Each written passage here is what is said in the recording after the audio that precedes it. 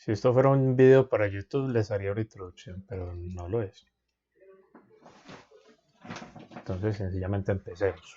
Bueno, no íbamos en lípidos, ¿ves? Tranquilo. Yo sé que más de uno ya se le iba estrangulando la boca al estómago. Entonces, habíamos visto el proceso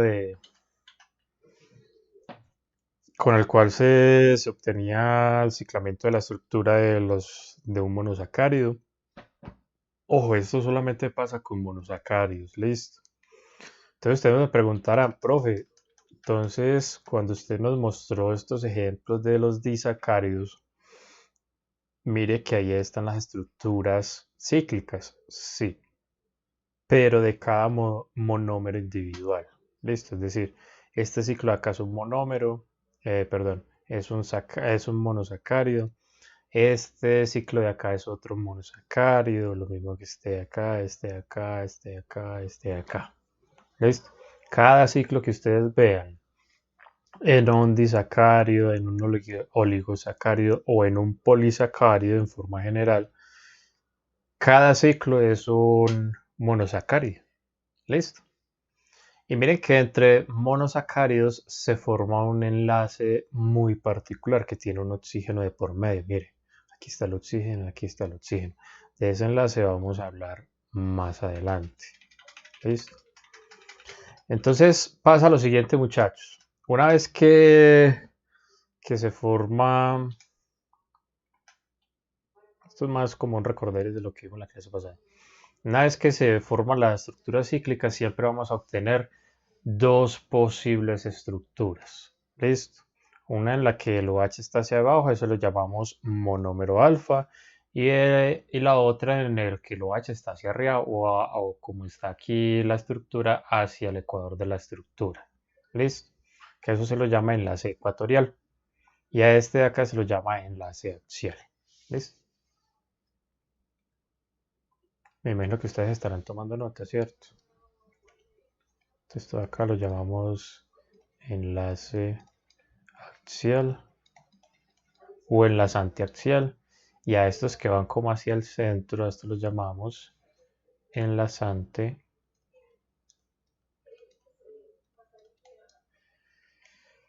ecuatorial. No me alcanzó el espacio, toco ponerlo por acá.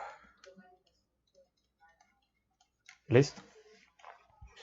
Pero entonces ustedes me replicarán, profe, pero es que esto que hay acá es muy diferente a lo que usted nos mostró en las proyecciones de Howard. Yo les diría, sí, pero tranquilos, no es mucho problema, vea. El asunto es este. Miren este hidrógeno de acá. Listo, si es ese, sí. Este hidrógeno de acá es este de acá. Este OH de acá es, híjole, aquí ya se intercala, es este OH de acá. Este hidrógeno de acá es este de acá. Este OH de acá es este OH de acá. Este CH2OH, me brinqué uno. Es este CH2OH. A ver, H, H, OH, Sí, OH. profe, usted tomó un OH como si fuera el que se contaba y no, ese era parte de lo del 3, Ah, parece ser. sí, sí, ya vi el error. Gracias, Julián. Y este OH de acá, ¿cierto? ¿Qué están notando entre ellos, muchachos? ¿Qué están notando? Miren que solamente estoy cogiendo estos de acá, ¿cierto? Por ejemplo, este OH aquí está hacia abajo, este H, este hidrógeno. Este OH es ecuatorial, este hidrógeno es axial. Este OH de acá es ecuatorial. ¿Sí ven que se van intercalando? ¿Sí lo ven? Aló,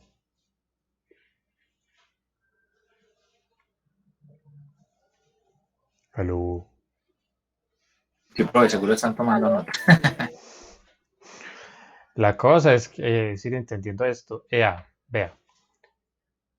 Identifiquen el carbono anomérico, ¿cierto? Y el enlazante que vaya hacia abajo, en la proyección de silla, que así se lo llama a esto, o conformación en silla. En la conformación en sí ya, este hidrógeno, el que está hacia abajo, siempre va hacia abajo. Listo, como acá. Y después usted los comienza a intercalar. Este se hace ecuatorial, este es axial, este que le sigue es ecuatorial y este último acá sería axial. ¿Listo? Si es así. Axial sí o no. Bueno, en fin, esa es la cosa. Bueno. Profe, ¿podría Hola. ampliar las diapositivas, por favor? Ampliarlo como para colocarlo así. No Como lo sirve. tenía Profe, representada. o sube el panel de opciones, eso, y puede reducir también la lista de las diapositivas a la izquierda. No, no modifica el tamaño. Profe, ¿y si le da F11? A ver, F11. Chun. Nada pasó. Ah, yo pensé que ponía pantalla completa. Profe, si no le funciona, apriete FN y F11 al mismo tiempo. No, es que tengo que hacer otra cosa. Lo que pasa es que yo tengo otra salida en el computador. Por eso es que me da la opción o me presenta en el modo de presentador.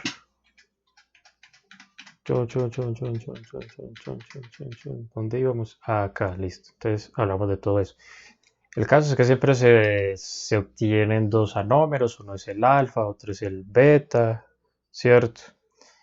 Y reciben el nombre según la conformación que uno vea. Si es un hexano con un oxígeno, entonces eso se parece al pirano, por lo tanto el nombre termina en piranoso. Pero si se parece a un ciclopentano, como es este el caso, entonces se parece al furano y recibe el nombre o en el nombre terminaría en furanosa. ¿Listo? Eso ya lo habíamos hablado y toda la cosa.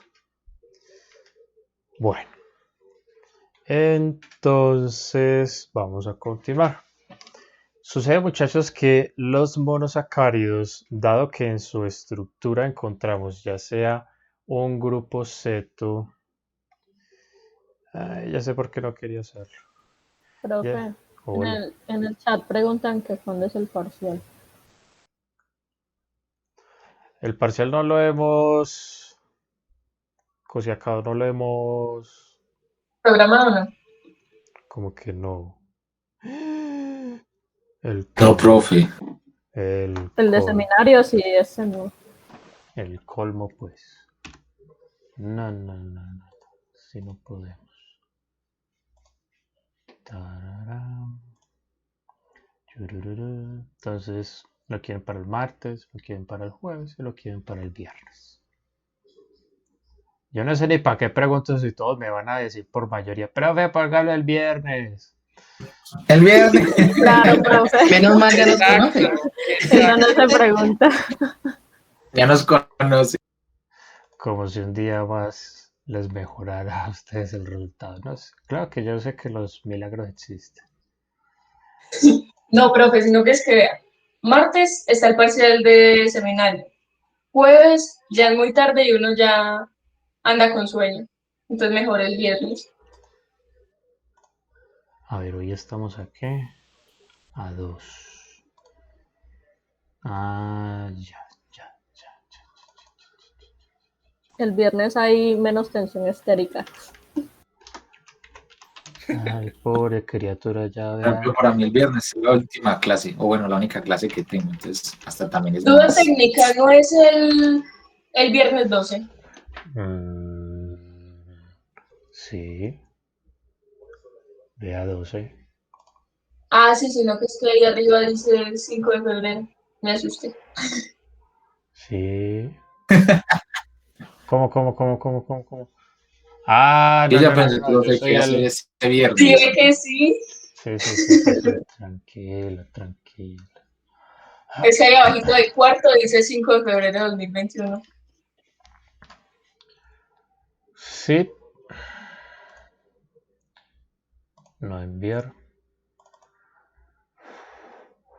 Y esto lo debo de personalizar. Taratá. Es que esto es lo que me confunde. Sería el 5, sería el 12, listo, no hay problema, guardar, ta. Y si me voy a la semana del 12, pues ahí no aparece el mendigo esto.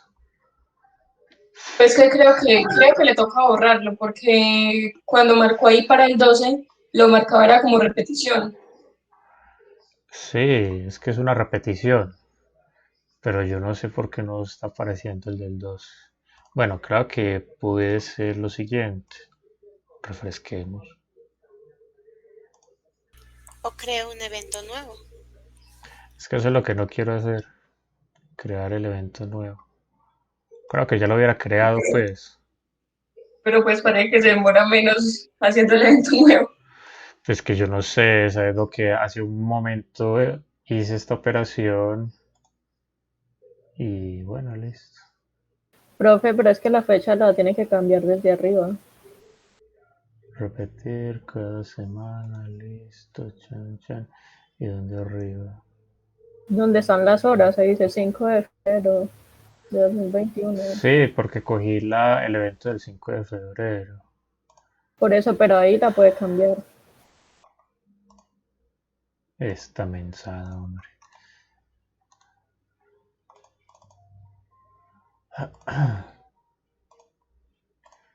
Y yo sé que es lo que va a pasar, pero de todas maneras lo voy a seguir la corriente. Dígame qué pasó. Profe, lo que pasa es que Se tenía pasó que pa'l darle la 12. primera fecha. Usted puso del 5 al 12. Ajá, mandó el evento toda la semana. Mejor dicho, eso lo hago después, que estamos perdiendo mucho tiempo.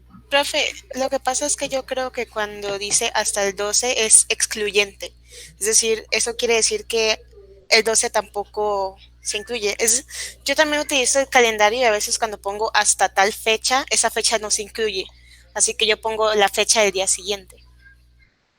Listo, te voy a seguir la recomendación. Sábado. Listo. Chan, guardar. Todos los eventos. Aceptar. No enviar. Listo.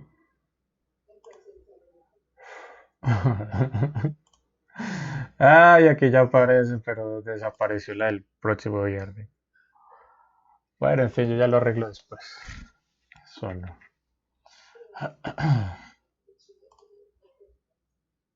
Ok. Entonces,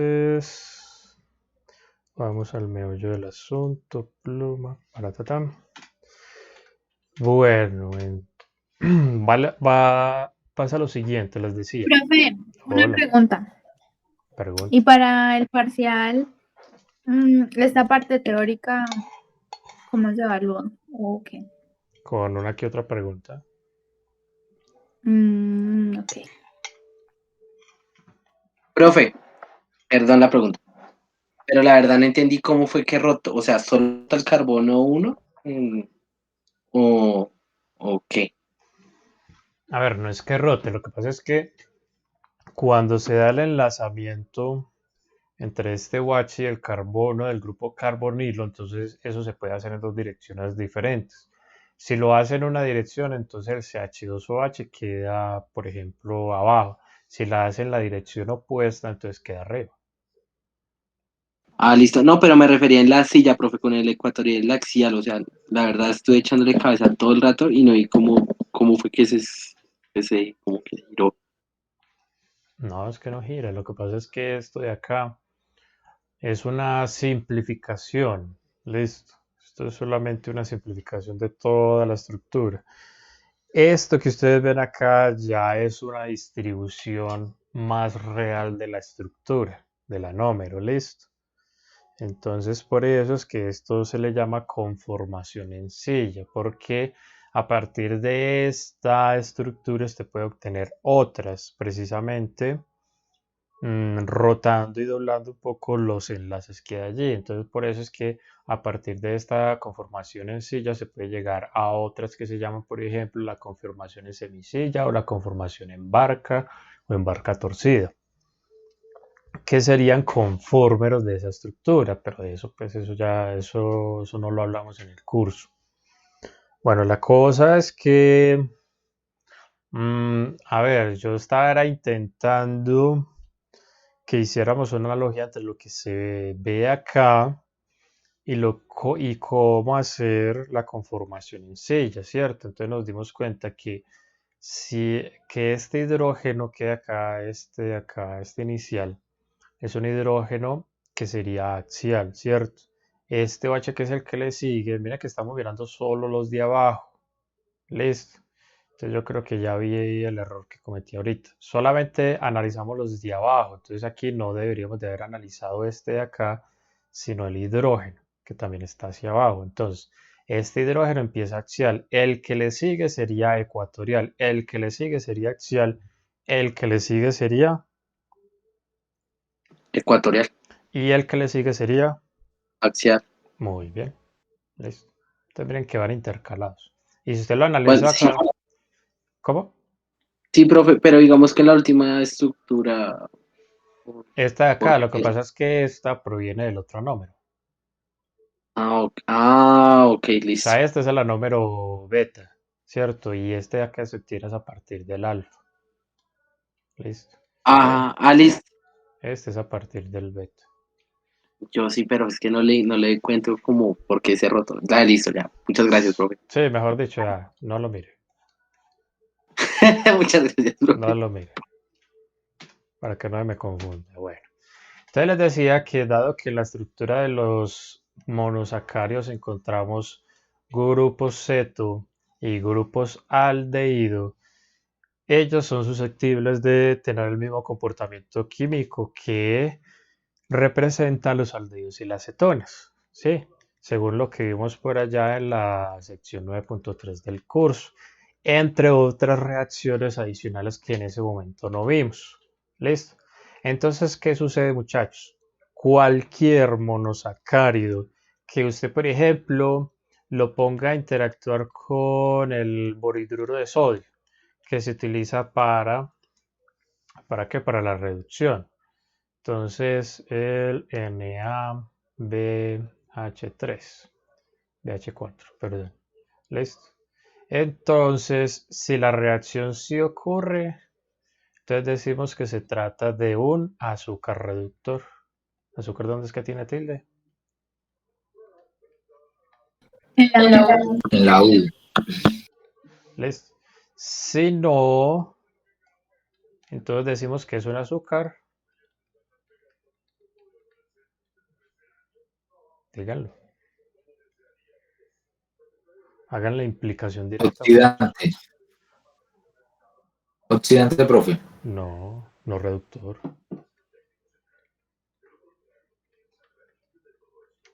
Bueno, yo sí sé por qué usted pensó en eso, Julián, pero tranquilo, no hay problema.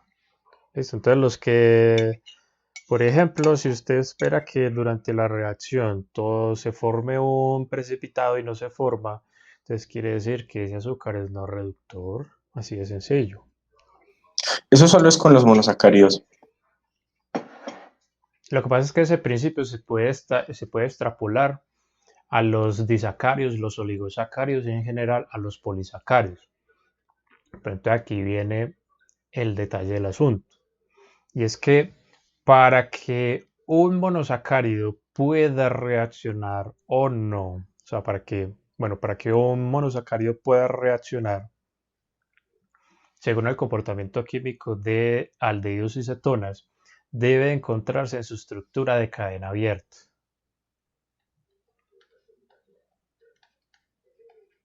¿Listo?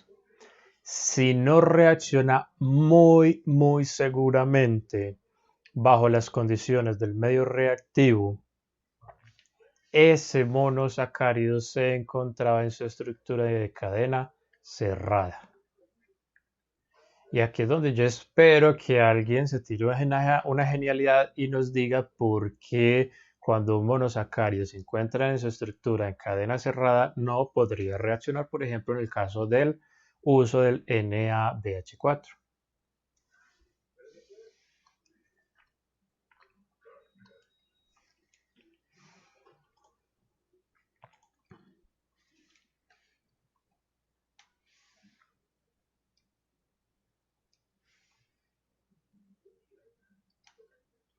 Este hijo de la fregada.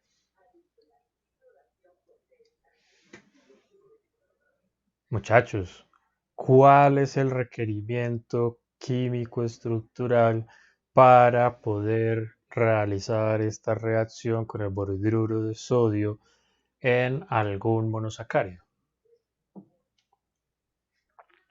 Que haya presencia de qué grupo funcional o de qué grupo.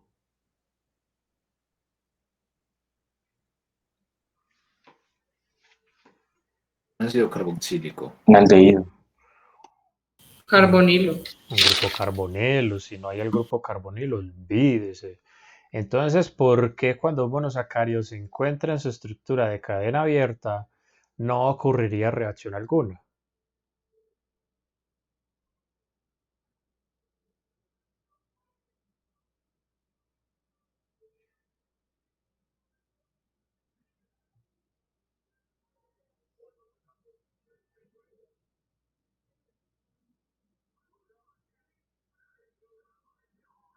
A ver, díganme lo obvio si son tan amables.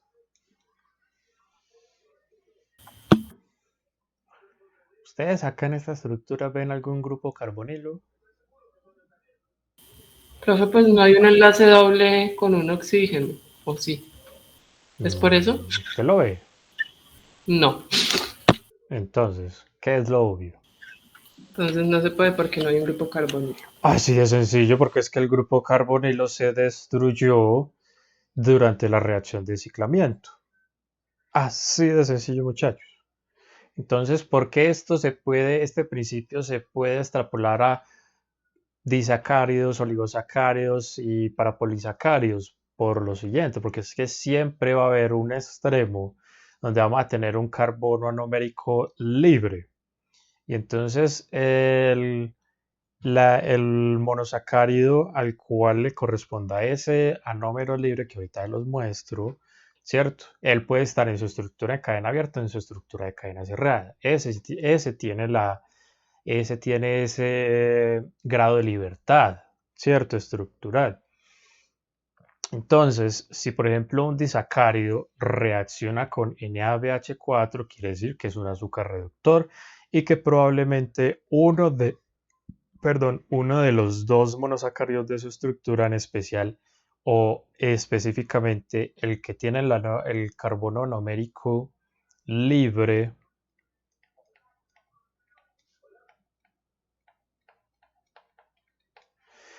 en ese momento, en esas condiciones de reacción, podía estar en su estructura de cadena abierta. Si no da positiva o si no ocurre la reacción, entonces decimos que eso simplemente es un azúcar no reductor. O dicho de otra manera, bajo esas condiciones, el monosacárido que tiene el carbono anomérico libre, entonces no podía desarrollar su estructura en cadena abierta. Más adelante vuelvo y se los muestro. Ustedes tranquilos. Bueno, entonces, ¿a qué vamos? Que es que hay otros tipos de reacciones, como por ejemplo el ensayo de Tollens, que esta es una reacción prácticamente obligada del laboratorio. ¿Listo? Y para ello utilizamos el reactivo de Tollens, que es un hidróxido de una sal de amonio y de plata. ¿Listo? Entonces, esto reacciona con aldehídos, los oxida para formar carboxilatos. ¿Listo? Entonces, ¿qué va a suceder en el proceso? Vea, esta es la clave de la reacción. Esto de acá, esa plata. En el fondo del tubo de ensayo, porque por lo general esto se lleva a cabo en tubos de ensayo, el fondo del tubo de ensayo usted comienza a ver que eso como que se vuelve un espejo y eso se debe a la deposición de la plata. ¿Listo? Por si ustedes no lo sabían, los espejos se fabrican a través de la deposición de sales de plata. ¿Listo? Que se pegan al vidrio por un lado y se pegan tan bien que forma una superficie muy lisa. y eso facilita la reflexión de la luz y por eso se comporta como un espejo. ¿Listo? Entonces, por ejemplo, si cualquier carbohidrato le da a usted positivo, es decir, que se forma ese depósito de plata con el reactivo Tollens, entonces usted dice, ah, bueno, eso es un azúcar reductor. ¿Listo? Eso bioquímicamente hablando tiene muchas implicaciones. ¿Listo?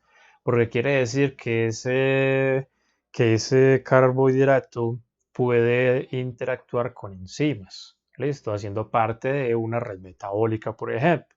Y eso le daría facilidad a esa estructura de liberar energía química que puede ser aprovechada en otras reacciones. ¿Listo? Más adelante ustedes en bioquímica les van a comentar que por allá hay tres moléculas muy especiales que son el AMP, el ADP y el ATP. ¿Sí? Esas tres moléculas se encargan principalmente, porque hay otras, hay muchas otras, se encargan principalmente del almacenamiento y transporte de energía. ¿Listo? Entonces, de entre los tres, el ATP es la estructura más energética, la que tiene más energía química almacenada, y la que menos es el AMP. Entonces, en una reacción dentro de una red metabólica, por lo general vamos a encontrar esto, que el ATP se transforma en ADP, ¿listo?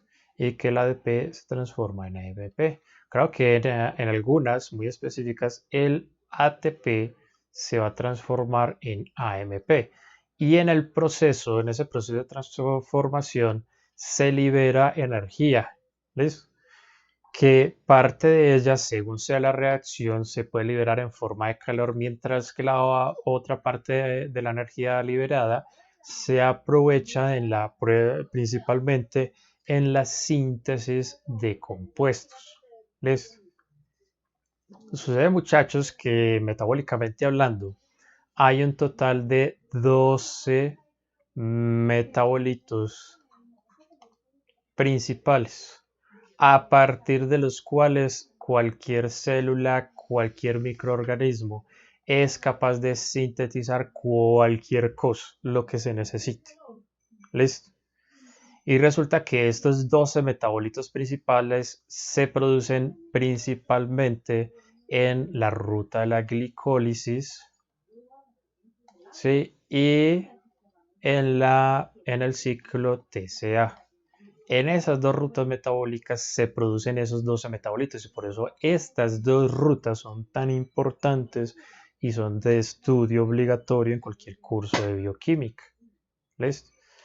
Bueno, más adelante les van a hablar a ustedes mucho más al respecto. Yo aquí solamente estoy hablándoles por la superficie. Bueno, entonces les decía yo que hay otras reacciones, ¿cierto?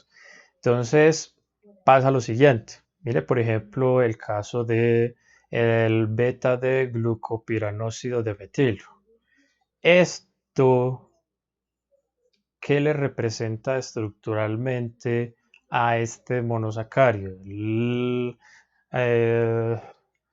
Pregunta. Nosotros estudiamos la reacción llamada formación de acetales.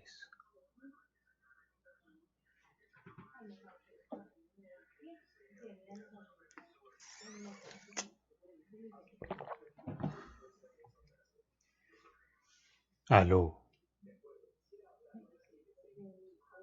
Venga, chavales, espabilados. Sí, profe. Sí, bueno, y yo les había comentado que esa era una reacción muy especial porque ayudaba a la protección del grupo carbonilo, ¿cierto? En aldehídos y cetonas. Pues pasa lo siguiente, muchachos. Si el grupo carbonilo de un monosacárido pasa a formar un acetal, ¿listo? Eso automáticamente le impide participar, así las condiciones del medio sean favorables para la formación o la obtención de la estructura en cadena abierta. Si se forma el acetal, es imposible para ese monosacárido participar en alguna de las reacciones conocidas para aldehídos y cetonas. ¿Listo? Tal como se indica acá. No hay reacción. ¿Listo? Entonces, ese tipo de cosas es bueno saberlas. Bueno, entonces pasa lo siguiente. Cualquier cosa que se enlace al carbono anomérico, escribámoslo por acá,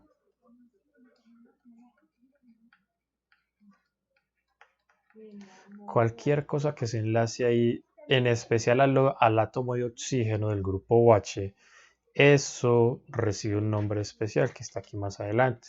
Eso recibe el nombre de aglicón. ¿Listo?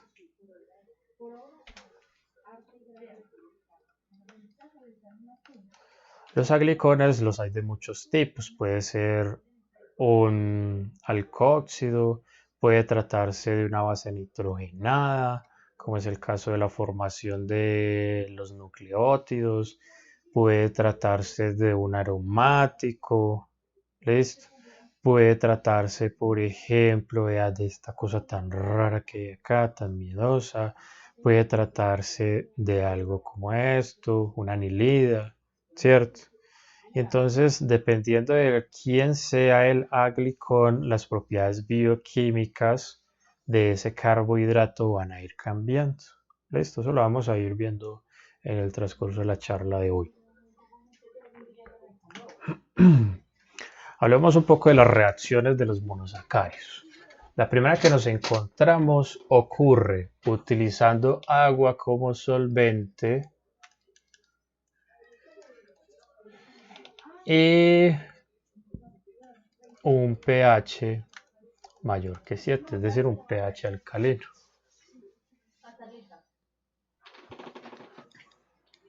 Perdón, ustedes están tomando notas.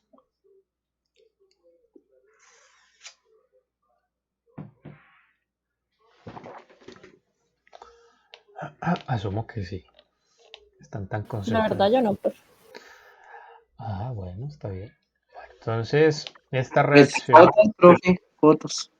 Bueno, está bien. Entonces sucede que en esta reacción se ataca al carbono alfa. ¿Listo? Bueno, el carbono no, al hidrógeno del carbono alfa. Cuando hablo de carbono alfa me refiero a lo siguiente. Aquí el grupo funcional principal es el aldehído. Entonces el carbono que se enlace a él recibe la denotación de carbono alfa. El que le sigue carbono eta. Y así sucesivamente. ¿Listo? Entonces, lo que pasa es que eso hace parte de una nomenclatura muy antigua, muy vieja ya. ¿Listo? Bueno, entonces sucede que un grupo OH, un hidroxilo, dado que pues, el medio es alcalino, se comporta como un nucleófilo desprotonando del carbono alfa de la estructura. Eso causa la aparición de un carbonión, el cual se estabiliza por resonancia. ¿Listo? Y Profe, eso, hola. o sea que uno seguiría ahí con todo el alfabeto griego hasta donde toque. Es correcto. ¿De la beta Bueno, cuál sigue? no me acuerdo. No recuerdo si es ¿Sabes? epsilon o gamma.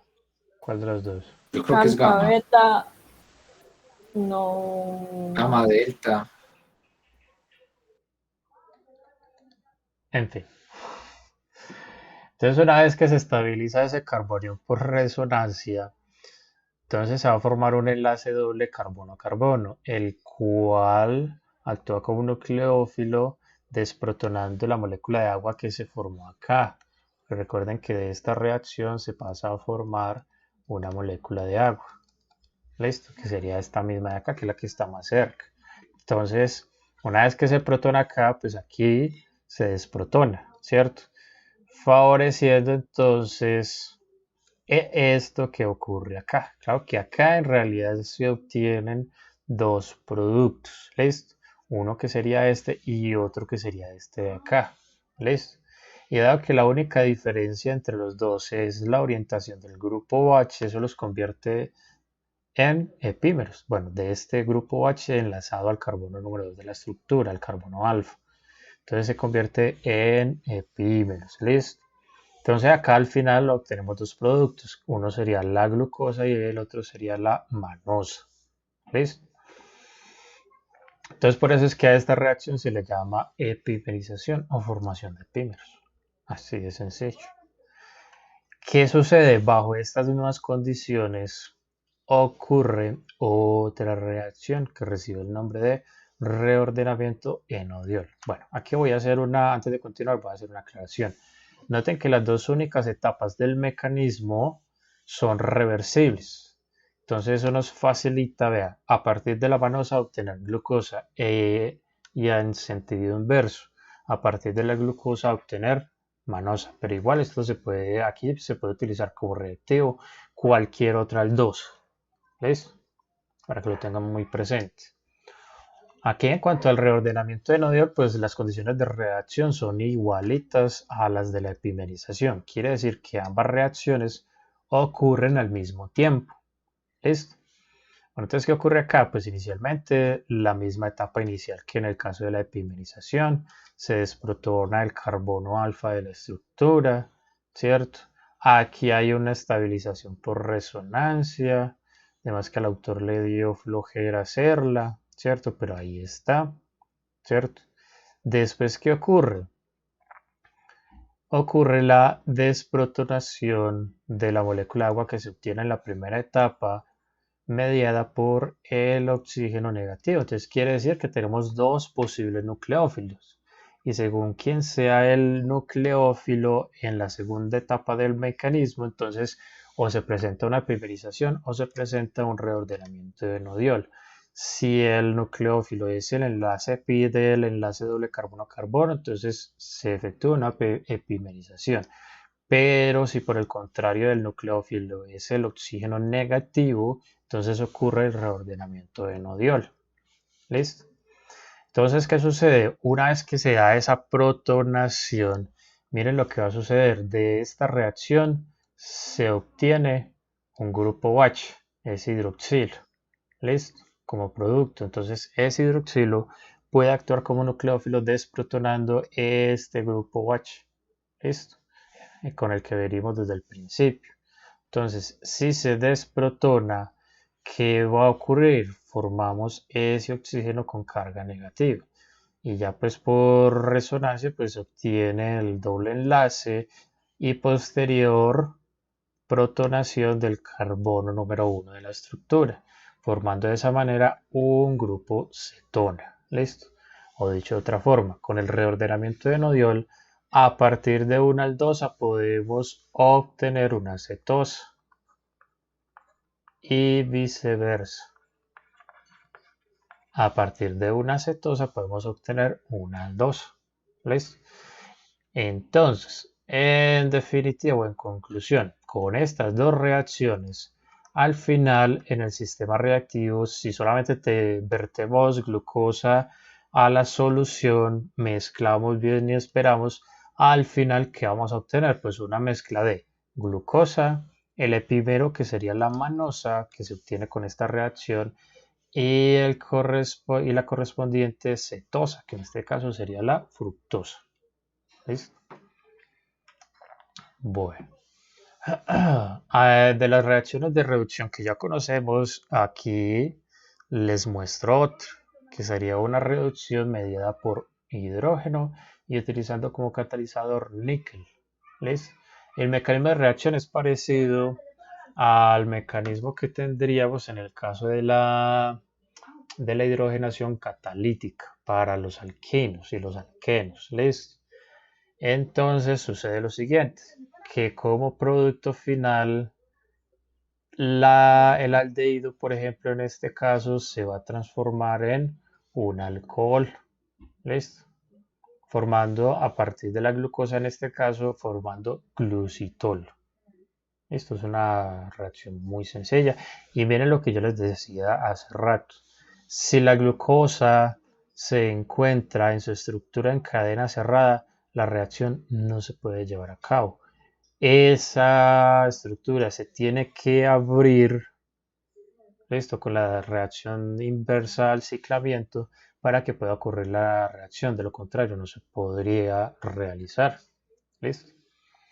Esta reacción de reducción ya la conocemos. Entonces aquí yo les puedo preguntar lo siguiente. ¿Por qué acá se obtienen dos productos?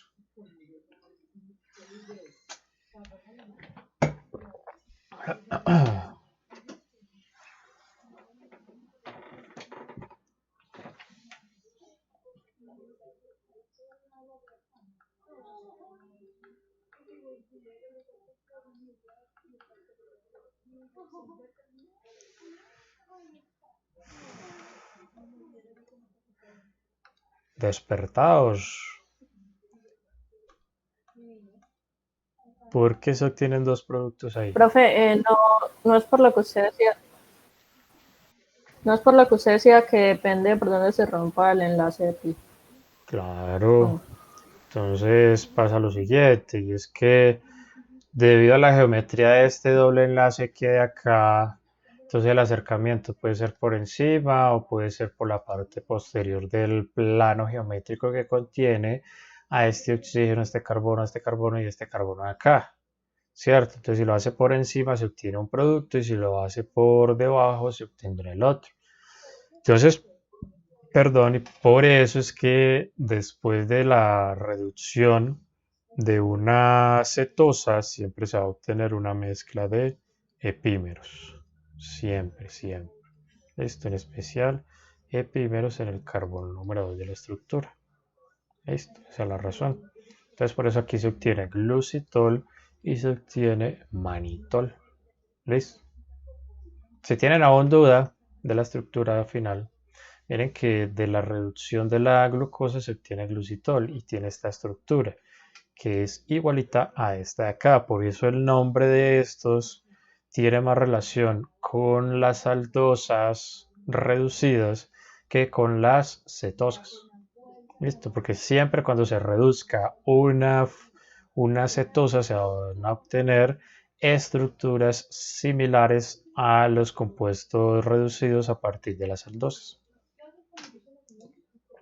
Bueno, si hay reacciones de reducción, pues hay reacciones de oxidación. Hablemos de la oxidación con el agua bromada. El agua bromada consiste en la disolución o en la solución de gas bromo en agua. ¿Listo? Y en conjunto los dos se comportan como un agente oxidante. ¿Listo? ¿Qué pasa con este agente oxidante? Pasa lo siguiente. Ese agente oxidante solo es activo para aldehídos, para cetonas no. Para el caso de las cetonas no se puede. ¿Listo? No habría actividad en cuanto al comportamiento reactivo, en cuanto a la reacción o el avance de la reacción. ¿Listo? Entonces miren que por ejemplo cuando se oxida la glucosa utilizando agua bromada, se obtiene la oxidación del grupo aldehído. ¿Listo? Que ya sabíamos, según lo que hemos conversado en clases pasadas, que el siguiente estadio oxidado de un aldehído va a ser un ácido carboxílico. ¿Listo? Entonces, en este caso, a partir de la glucosa se va a obtener ácido glucónico. ¿Vale? Por otro lado, pues tenemos otra opción como agente oxidante, porque es que hasta el momento conocemos ya varios. Conocemos el KMNO4 como oxidante, conocemos el percromato de sodio, conocemos el clorocromato de piridinio, acabamos de conocer el agua bromada, también está como agente oxidante el ácido nítrico. ¿Listo? El ácido nítrico, ojo, que el ácido nítrico es activo para aldehídos y para alcoholes terminales. Listo. Entonces, mucho cuidado con eso. ¿Por qué? Porque en el caso de las cetosas, como por ejemplo la fructosa, miren que en su estructura no hay aldehído alguno, pero sí tenemos dos alcoholes terminales. Entonces, en el caso de la fructosa, esos dos alcoholes terminales, pues si valga la redundancia, terminarían por oxidarse para formar ácidos carboxílicos. ¿Listo? Por ejemplo, a partir de la glucosa se obtiene ácido glucárico. Vale. ¿Qué nos dará el espacio?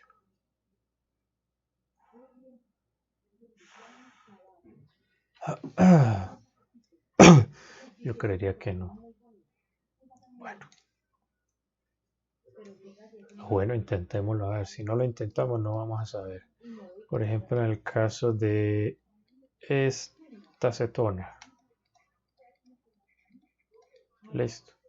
Si lo sometemos a reacción con el ácido nítrico, entonces obtendremos lo siguiente.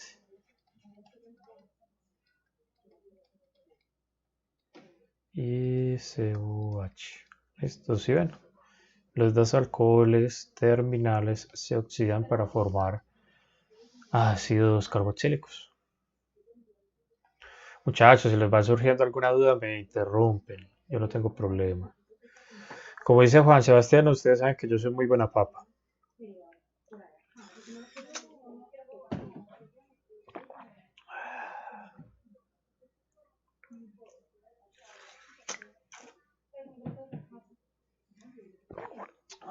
Continuemos. Cuando ustedes escuchan la palabra degradación, ¿eso a qué se referirá? ¿Eso a qué se refiere? Sin pastelear ahí en el texto.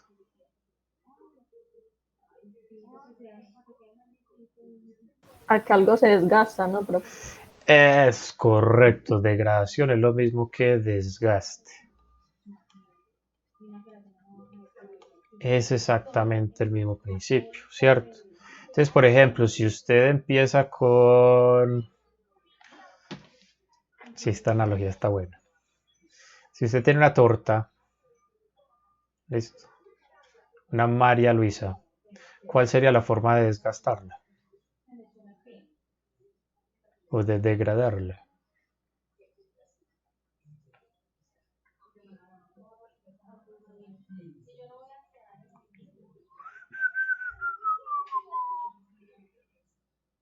Muchachos.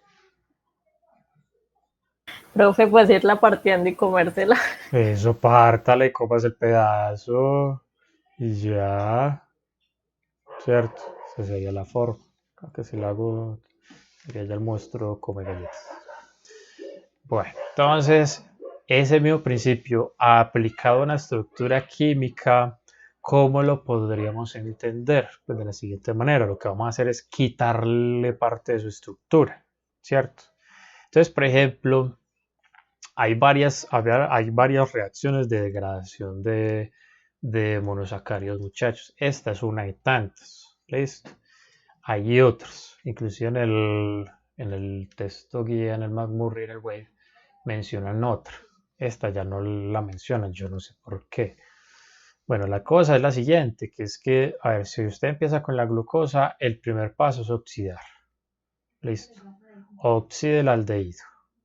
Listo. Después, y esta es una reacción que yo les debía a ustedes, ¿cómo oxidamos un ácido carboxílico? Muy fácil, vea.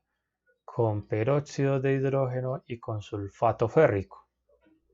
Estos dos se encargan de hacer que esto se desprenda en forma de CO2 y que el carbono que queda se oxide solo hasta un aldehído. ¿Listo? ¿Se la cogieron?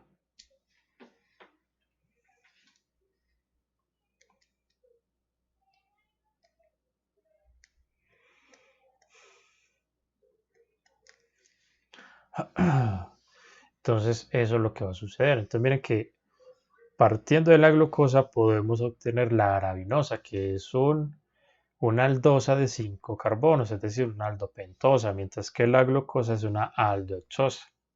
¿Listo? Si cogiéramos la arabinosa,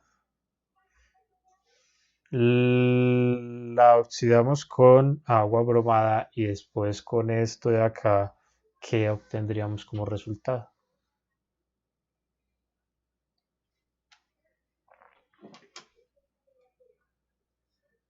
Una estructura de cuántos átomos de carbono.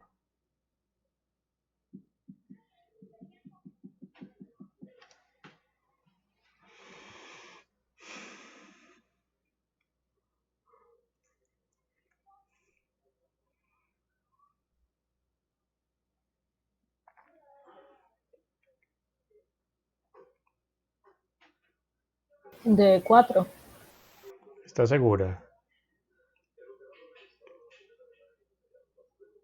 Profe, no sería 5. No es posible que sea de 5, ¿sabe por qué? Porque la arabinosa tiene 5 carbonos. Listo, entonces analizando bien esta reacción, partimos de una estructura, por ejemplo, aquí en el ejemplo de 6 carbonos y obtenemos una estructura de 5 carbonos. Quiere decir que al final de cada degradación de Ruth, acortamos la cadena en un átomo de carbono, exactamente, ¿cierto? Entonces, a partir de la arabinosa debemos de obtener un monosacárido de 4 átomos de carbono, cuya estructura se parece a la siguiente. Vea, por eso es que yo no quería utilizar la pantalla completa, por ese bug que tiene esto. Prácticamente no deja entender lo que uno escribe.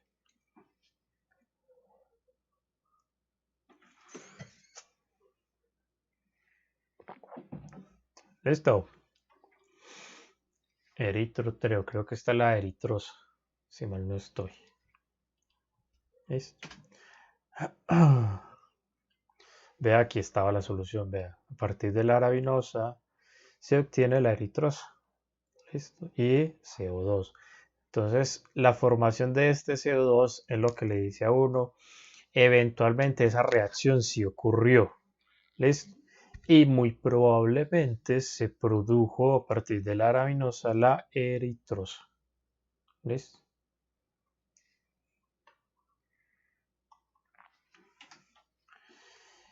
La síntesis de Kilian y Fischer hace lo opuesto. ¿Listo? Es decir, que en lugar de degradar la estructura, de acortar la estructura, antes lo que hace es acortarla, antes la alarga. ¿Listo? Entonces, ¿qué es lo que sucede acá? Mire, lo primero es que primero que ocurre es una reacción entre cianuro de hidrógeno con cianuro de hidrógeno y cianuro de potasio con la aldosa. ¿Listo? Se presenta la adición de un grupo nitrilo, mire que esto no estaba. Esto antes no estaba, esto es lo nuevo. ¿Esto de dónde viene? Vean, de acá. De acá viene eso. Eso viene de acá. ¿Listo? Y el hidrógeno adicional que ingresa aquí a este carbono, ¿de dónde vendrá? Pues de acá, vean. De acá viene ese hidrógeno. Esto del cianuro de hidrógeno. Después, ¿qué es lo que sucede? Sucede una hidrogenación con hidrógeno y catalizador de Lindal. ¿Se acuerdan de eso? Listo. Entonces, con ese catalizador de Lindal se obtiene a partir del nitrilo, que si no lo recuerdan, su estructura consta de un triple enlace carbono-nitrógeno. A partir de esto se obtiene una imina. Listo, que esto ya lo habíamos conocido. Y entonces aquí viene el chiste del asunto. ¿Se acuerdan que durante la formación de iminas yo les comenté que el pH no debía de ser más bajo que 4,5? ¿Cuál es la razón de eso? Para poder garantizar la reversibilidad de todas las reacciones del mecanismo. Esa es la razón de ser de ese dato, de ese requerimiento. Pero entonces, ¿qué pasa si usted tiene una imina y utiliza un pH menor que 4,5? La reversibilidad de todo ese mecanismo que vimos en clases pasadas se pierde completamente. ¿Listo? Y se vuelve irreversible hacia la formación del grupo carbonilo. ¿Listo? Se vuelve totalmente irreversible en esa dirección. ¿Listo? Entonces miren que si comparamos la estructura inicial con la final, esta última pues tiene un átomo de carbono adicional en su estructura. ¿Listo? Aquí en realidad se obtiene una mezcla de epímeros. ¿Listo?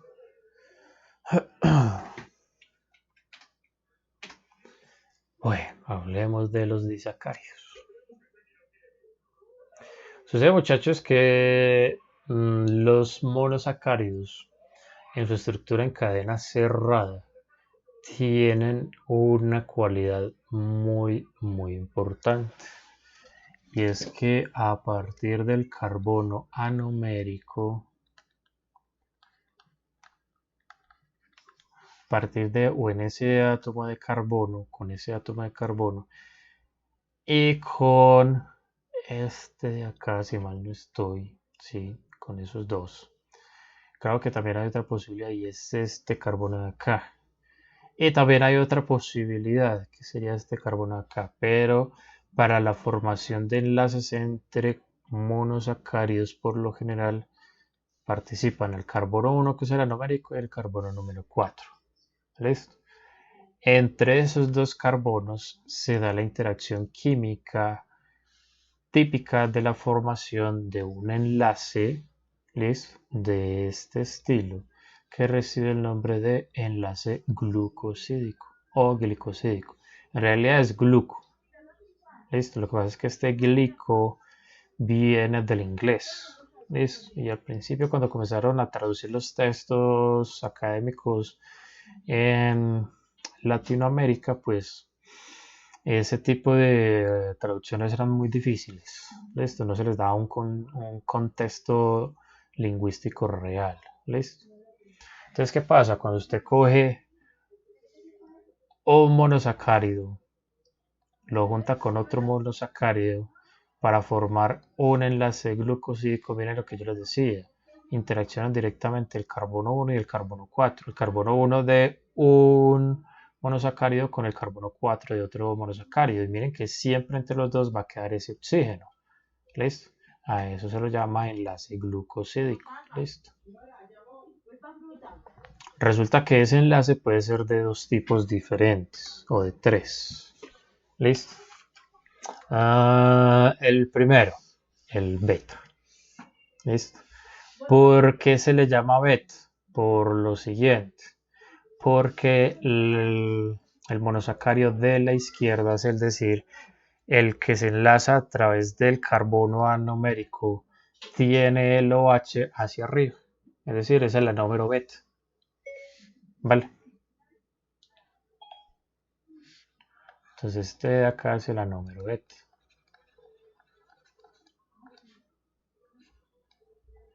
Beta, bien escrito, por favor.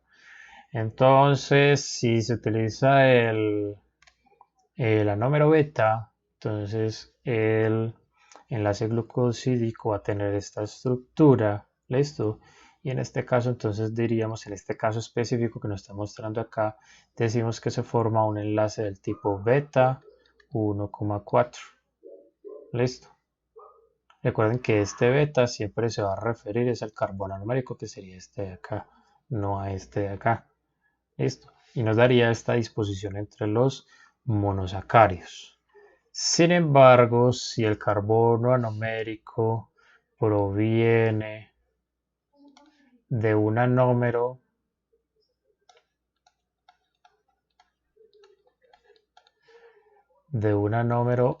alfa, ¿listo?, donde el grupo OH está hacia abajo, miren la gran diferencia estructural. No sé si ustedes lo notan. Este sería el beta y este sería el alfa. Esto sería para formar un enlace glucosídico del tipo alfa 1,4. ¿Listo? No sé si ustedes notan la diferencia estructural entre un enlace glucosídico beta y un enlace glucosídico alfa. Oiga, pero respondan. Profe, no sé lo de la posición, lo de la axial Claro. y la ecuatorial. Y eso tiene muchas implicaciones bioquímicas, pero muchas. Mire, aquí en ambos ejemplos que les estoy mostrando solo se está utilizando la glucosa como monosacárido. En ambos. ¿Listo? Cuando se forma entre las dos unidades de glucosa un enlace glucósico beta se obtiene la celobiosa, pero cuando se forma un enlace alfa se obtiene la maltosa. Y miren que es con exactamente el mismo monosacárido. ¿Listo? Entonces quiere decir que la celobiosa se comporta de una manera diferente a la maltosa, bioquímicamente hablando. Y eso son cosas que hay que tener muy, pero que muy en cuenta, muchachos. ¿Listo? Y hay una tercera posibilidad. ¿Listo? Y es que los dos monosacáridos que se unan lo hagan a través de ambos carbonos monoméricos. ¿Listo?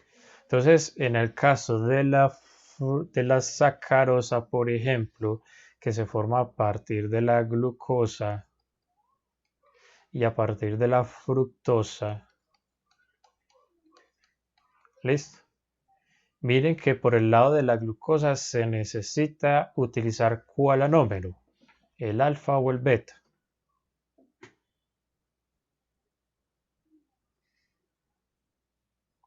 A ver, Camila, usted que casi no ha hablado hoy. Profe, pues viendo lo que dice en la diapositiva, el alfa. Eso, el alfa, el alfa, el alfa. El alfa. Y por parte de la fructosa se utiliza ¿cuál anómero? A ver, Julián. Pues se utilizaría el beta. Es correcto. Es que ahí está el pastel, hombre. Ahí está. Yo ni para qué lo estoy preguntando. ¿Listo? Entonces se requiere que la orientación de ambos carbonos anoméricos que se vayan a enlazar sea la opuesta. Si en uno es el alfa, en el otro tiene que ser el beta y viceversa. Porque si no, no podría darse la unión entre los dos. ¿Por qué? Porque estructuralmente no se podría. Habría demasiada tensión estérica involucrada como para que se dé la formación de ese enlace glucosídico. ¿Listo? Entonces, esta de acá sería entonces la estructura de la sacarosa. ¿Listo? Y entonces voy a comentarles algo que les había quedado debiendo. Miren que, por ejemplo, aquí en la maltosa, esta primera unidad de glucosa tiene el carbono anomérico protegido, ¿listo? A través de la formación de este enlace glucosídico. Pero esta unidad de glucosa tiene este carbono anomérico libre. ¿Listo? Entonces, si las condiciones del medio lo permiten, esta unidad de glucosa puede estar en su forma en cadena cerrada o en su forma en cadena abierta. ¿Listo? Se puede dar las dos posibilidades. Si logra la forma en cadena abierta, se convertiría automáticamente en un azúcar reductor. Si no hay las condiciones en el medio para que se presente la transformación de cadena cerrada a cadena abierta, entonces no habría forma de que ese sea un azúcar reductor. ¿Listo? Y este principio se aplica para cualquier otro carbohidrato. ¿Vale? Bueno, hablemos un poquitico de polisacáridos. ¿Se acuerdan que yo ahorita les estaba haciendo énfasis en identificar las diferencias estructurales entre la formación de un enlace glucosídico beta o un enlace glucosídico alfa? Y es que aquí la anotamos. De una. Eso se ve de una. ¿Listo? ¿Y eso qué implicaciones tiene? Pues muchas. Tanto la celulosa como la amilosa y la amilopectina, los tres y el glucógeno. Listo, allá ya les voy a hablar del glucógeno. Los cuatro se forman solo con glucosa, solamente con glucosa. ¿Dónde está la diferencia? Está en las características primero que todo, del enlace glucosídico que se forma entre una unidad y otra, ¿cierto? y posibles ramificaciones. Listo, ahorita hablamos de eso. Entonces, ¿qué sucede acá? Que lo que sucede es que al formarse un enlace glucósico del tipo beta entre muchas unidades de glucosa, eso hace que todas las unidades de glucosa se parezcan a un tren. Listo. Entonces tendríamos esto así, chan chan, aquí una, aquí la otra, ¿cierto? Aquí la otra, chan chan, chan chan. Entonces, ¿eso qué implicaciones tendría? Si usted tiene muchas moléculas de glucosa, si usted las comienza a encarrar una sobre la otra, eso hace que todas se puedan acomodar con mucha facilidad.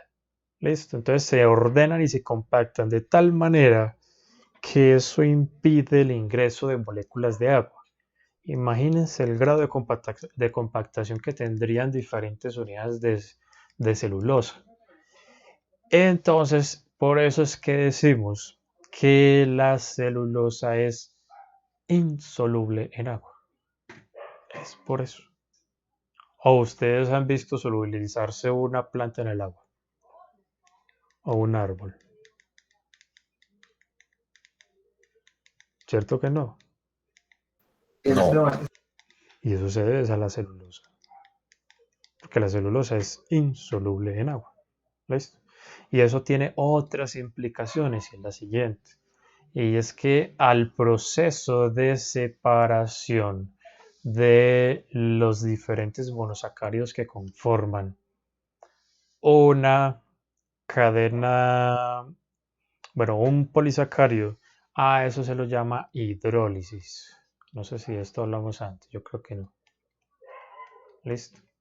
Entonces, a través de la hidrólisis, que puede ser ácida, que puede ser básica o alcalina, y puede ser enzimática, a través de la hidrólisis usted puede ir separando eso. ¿Listo? No es que coja necesariamente de los extremos, usted puede hacer la hidrólisis en la mitad de la estructura, donde le dé, ¿cierto? Entonces, ¿qué pasa? La celulosa no es posible hidrolizarla completamente. Es imposible hasta el día de hoy. No conozco el primer reporte que nos digan, vea, por este proceso ya logramos hidrolizar completamente la estructura de la celulosa obtenida de tal planta o de tal árbol. Eso no se ha podido hacer. ¿Y cuáles son las implicancias de eso, muchachos? Que no es posible obtener solo glucosa a partir, por ejemplo, de un tronco de árbol. No es posible hasta el día de hoy. ¿Listo? Los únicos capaces de degradar, ojo, no hidrolizar, sino de degradar la celulosa completamente son los hongos. Son los únicos. ¿Cierto? Y eso que no es para para producir glucosa, es para producir otras cosas. ¿Listo? Entonces, por eso no han fijado su atención en los hongos. Por eso mismo. En cuanto a la solubilidad, por esa parte ya hemos hablado suficiente. Y no solamente eso, sino que esta disposición que parece un tren, listo, entre unidades de glucosa, eso le da mucha, pero mucha rigidez a la estructura de la celulosa.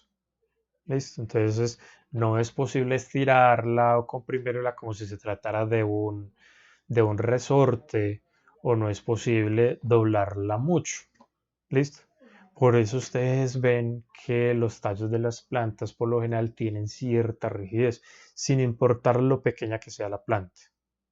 Puede tratarse del tallo de una plantita de pasto, puede tratarse del tallo, por ejemplo, de un árbol, de un cerezo, lo que sea. Y ustedes lo que notan es que siempre hay cierta rigidez. Y esa rigidez se la da enteramente la estructura de la celulosa. Claro que es que las paredes celulares de las plantas no solamente se componen de celulosa, sino de otras cosas que no vamos a hablar en este momento. ¿Listo? En contraposición, entonces tenemos el caso del almidón. El almidón se compone de dos polisacáridos. Uno es la amilosa y el otro es la amilopectina. La gran diferencia que hay entre los dos es que la amilosa es un polisacárido no ramificado, mientras que la amilopectina es un polisacárido ramificado. ¿Sí? Entonces pasa lo siguiente. En la estructura de la amilosa se forma un enlace glucosídico del tipo alfa. Y gracias a eso, miren que ya la disposición entre las unidades de glucosa es muy diferente. ¿Listo? Haciendo que el grado de compactación entre diferentes moléculas de amilosa sea precario en comparación al que se obtiene con la celulosa. ¿Listo? Entonces, ¿eso qué implicaciones tiene en cuanto a la solubilidad del agua? Pues el agua ya puede penetrar entre las diferentes unidades de amilosa y puede disolverla. ¿Listo? ¿Por qué? A través de la formación de puentes de hidrógeno con pares libres de electrones de los oxígenos. Y miren que también tenemos hidrógenos electrofílicos, que eso es lo que necesitamos para la formación de puentes de hidrógeno. Entonces, a través de la formación de esos puentes de hidrógeno es que se produce la solubilización de la amilosa en el agua. ¿Listo? Y eso también lo hace muy fácilmente hidrolizable. Entonces, a partir de la amilosa, usted sí puede obtener una hidrólisis completa para obtener como producto final solo glucosa. Así de sencillo. ¿Listo? Entonces, fíjese pues. Acuérdense que yo hace rato les había comentado algo acerca de las posiciones donde se podría presentar, eso donde lo puse, donde se podría presentar el enlazamiento de aglicones. ¿Cierto? ¿Dónde está eso? Se me perdió. Se me perdió. Bueno. Entonces, las principales que hemos visto hasta el momento, mirando las estructuras de la celulosa y de la amilosa, es que las posiciones que participan son el carbono 1 y el carbono número 4, ¿cierto? Sin embargo, también cabe la posibilidad de que participe el carbono número 6 de la estructura. Eso es precisamente el caso. Bueno, esta imagencita de acá nos presenta lo siguiente, y es que la amilosa no solamente tendría esta forma, sino que ella comienza como a formar una hélice. ¿Listo? Como a formar una especie de resorte. ¿Listo? Dentro del cual se pueden complejar moléculas de yodo, dando una coloración azulada. ¿Listo? Esta prueba se utiliza mucho en el laboratorio para la identificación rápida de almidón presente en alimentos, por ejemplo. ¿Listo? Oiga, si están de aburridos que ni mo han dicho. Yo ya estoy preocupado.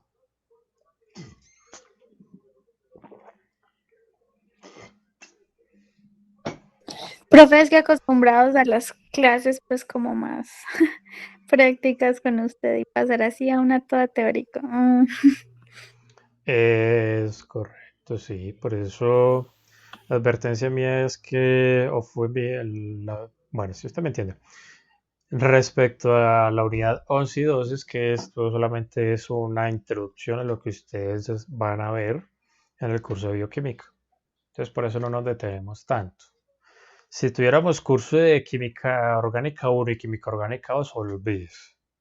Que no solamente les enseño mucho más, sino que también bueno, eso no solamente nos daría pie para hacer más ejemplos, sino para ver más reacciones y también para ver, por ejemplo, espectrofotometría IR, espectrofotometría UV, espectrometría de masas, cómo utilizar esas tres técnicas de análisis para poder deducir la estructura de un compuesto orgánico, etcétera, etcétera. A mí me dieron esa parte y créanme, eso es genial.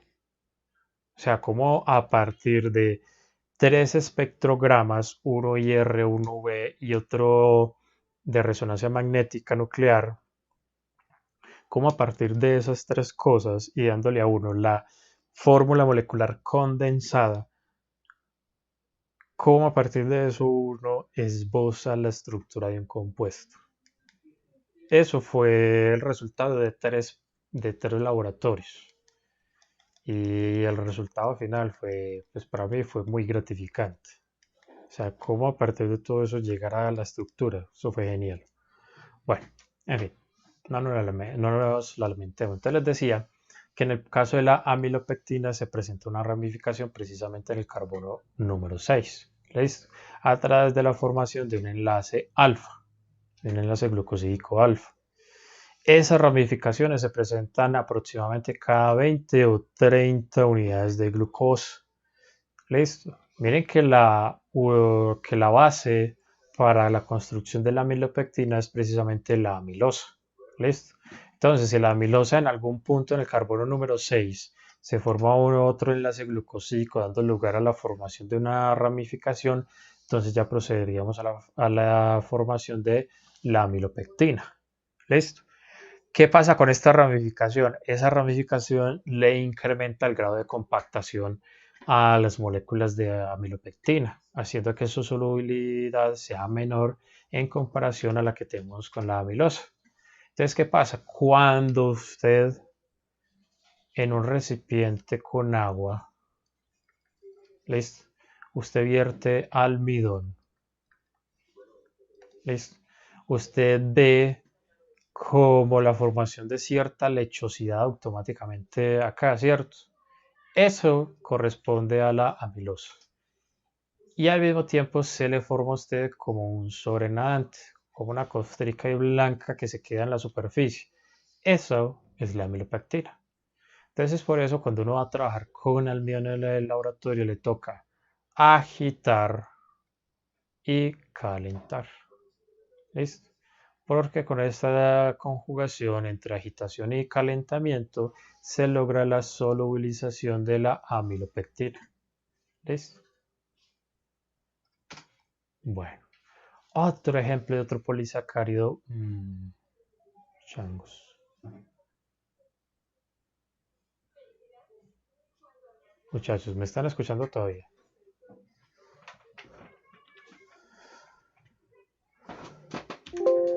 Sí, profe. Sí, profe.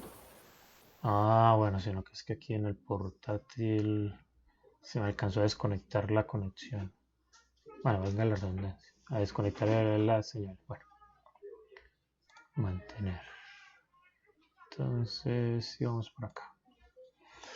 Sucede que la amilopectina es el componente donde la amilopectina utiliza para su formación y síntesis este monosacárido. Miren que aquí ya no solamente, bueno, esperen un momento, yo elijo la pluma. Entonces aquí tendríamos un aldehído. ¿Listo? Y miren que por acá tenemos una, ¿cómo es que se llama ese? Este lo dije ahorita, una anilida, una amida, pues, ¿cierto? Entonces esto era lo que yo les decía, creo que se cayó la conexión.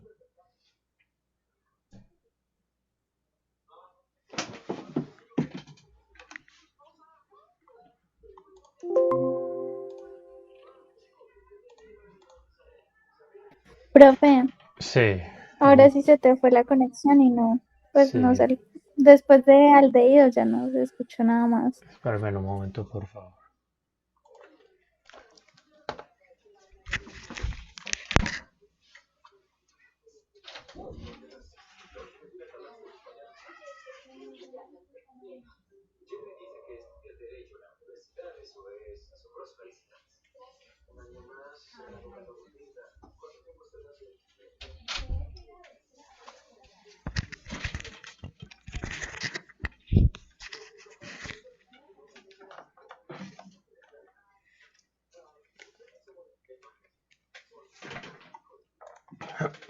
Todavía estamos conectados, todavía me escuchan.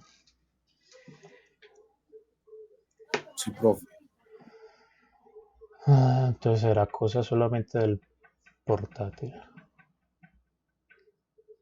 Pues es que en el portátil es donde yo hago seguimiento a la conexión. Bueno, que ustedes han visto streamers que tienen una pantalla, tienen un portátil o tienen otra pantalla, entonces una la utilizan como pantalla principal y la otra para hacer chequeo del stream y toda la cosa. Es el mismo principio. Solo que aquí pues ya valió madre. Tomémoslo como un descanso porque yo sé que he hablado mucho.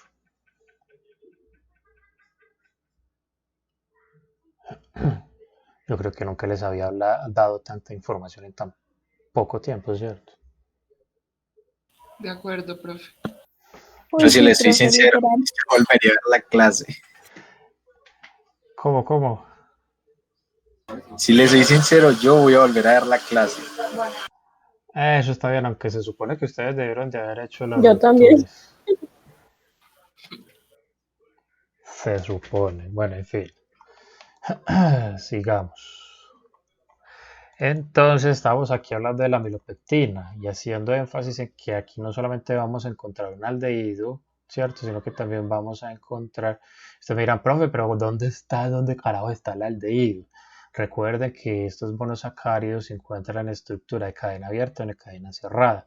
Cuando están en una estructura de cadena abierta tenemos un carbono anomérico y no tenemos el aldehído, pero si tenemos la estructura en cadena abierta, bueno, si está cerrada no está el aldehído, si está abierta, ahí es donde aparece el aldehído, listo, sino que también tenemos una amida, listo. Entonces en especial este monosacárido recibe el nombre de N-acetilglucosamina, listo.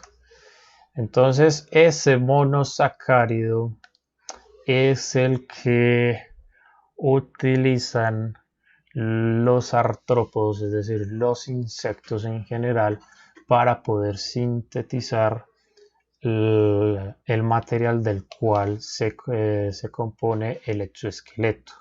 ¿Listo? La síntesis de la quitina la realiza precisamente la quitina sintasa, que esa es una enzima, es decir, una proteína. Entonces, ¿qué pasa? Algunos científicos, yo no sé, pues toca ser muy macabro para hacerlo. Algunos científicos, valiéndose de eso, crearon algunos venenos, algunos químicos que son capaces de inhibir la quitina sintasa. Entonces, ¿qué pasa? Nosotros sabemos que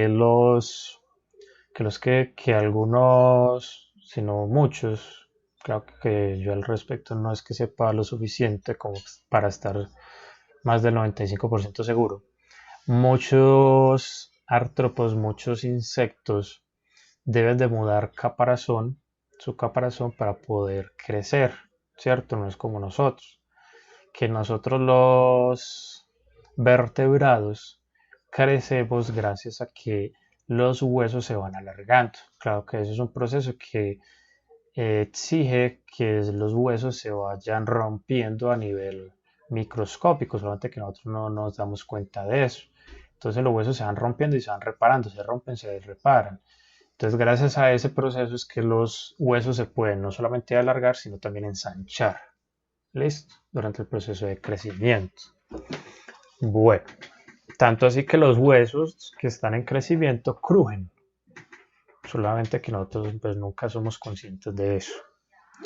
Entonces los insectos a los que se expone pues a ese tipo de químicos de inhibidores de la quitina sintasa pues dejan de crecer. Entonces al final, ¿qué ocurre? Sucede que uno de los mecanismos para el crecimiento de los insectos consiste en el incremento en la presión interna. ¿Listo? Entonces, el elevamiento de la presión interna en el cuerpo pues, del insecto, eso incentiva a la quitina sintasa a que o vaya estirando el caparazón que ya esté o vaya formando uno nuevo, como es el caso de los arácnidos, ¿cierto? Entonces, ¿qué sucede? Que si esa segunda etapa no se cumple, ¿sí? Entonces, ¿qué va a pasar? El insecto literalmente se muere debido a una elevada presión interna, que eso conlleva a la destrucción de tejidos y órganos internos. Entonces, por eso les decía que algo macabro el que haya hecho eso. Bueno. El segundo grupo de biomoléculas de gran importancia de las cuales debemos de hablar un poco es el grupo de los lípidos. Sucede que los lípidos los encontramos haciendo parte de algunos productos de uso cotidiano, como por ejemplo es el caso de los esteroides anabólicos, ¿cierto? Que este tipo de productos por lo general lo utilizan las personas que quieren ganar rápidamente masa muscular. ¿Listo?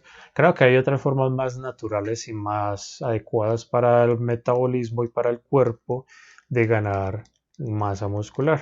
Solamente que hay gente que no tiene pues como la paciencia y la dedicación para eso. Cuando hablamos de aceites, por ejemplo el aceite de canola, hablamos de lípidos. ¿Listo?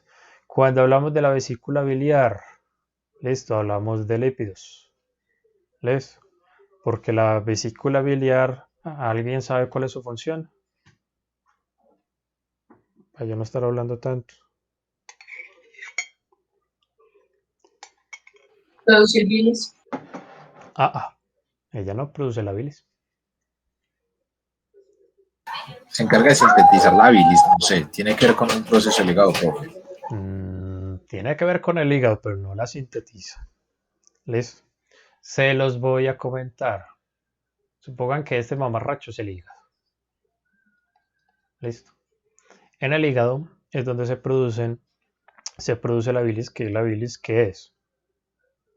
Eso es una mezcla de enzimas digestivas y un montón de otras cosas, que eso tiene un pH exageradamente bajo. Y por eso las vías biliares, así como el intestino delgado y el estómago, necesitan estar recubiertos de una mucosa que proteja los tejidos de eso, de la bilis, precisamente, ¿cierto? Entonces, del hígado se desprenden unos tubos pequeñitos que ellos van a dar como a un saquito. Eso es chiquito, es pequeño, listo. Y entonces de acá, que esta sería la vesícula. Listo. Y de esta vesícula pues salen los mismos tubitos que entran y llegan entonces, vamos a ver si soy capaz de hacerlo adecuadamente. Bueno, quedó feísimo, llegan al estómago. Sucede que la vesícula biliar tiene dos funciones. Una es almacenar el excedente de bilis y otro es regular el paso de bilis. Entonces, ¿qué sucede? Cuando usted es tan de malas que le tienen que extirpar la vesícula biliar, ¿qué sucede? ¿Se la sacan? Sí, pero esos túbulos quedan directos.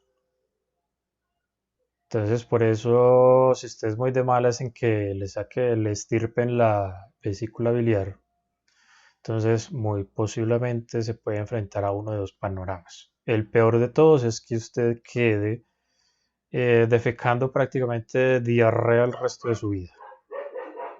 ¿Listo?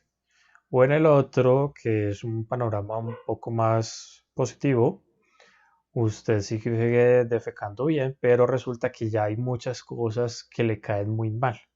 Como por ejemplo la leche de lactosa y la leche entera. Eso le cae a usted, pero que se quiere morir. Aparte que termina toda la madrugada en el baño sentado. ¿Listo? Entonces ojalá que después de esta clase vayan y busquen en Google cómo cuidar la vesícula biliar. Esto es una cosa muy chiquitica de la que uno no es muy consciente, pero cuando falla, ahí sí. se lamenta uno. Quisiera haberla cuidado un poco más. Bueno, cuando hablamos, por ejemplo, de aplicar un producto para brillar y hacer que el carro se vea bonito, eso también está compuesto de lípidos. ¿Listo? O por ejemplo, cuando a una persona le hacen un tratamiento con prostaglandinas para precisamente regularle su presión arterial. Es decir, cuando ya casi ningún medicamento le sirva a usted, entonces los médicos acuden a utilizar prostaglandinas, que en realidad pues son parientes estructurales de los colesteroles. Más adelante hablamos de eso. ¿Listo? ¿Qué tiempo tenemos? Tenemos buen tiempo.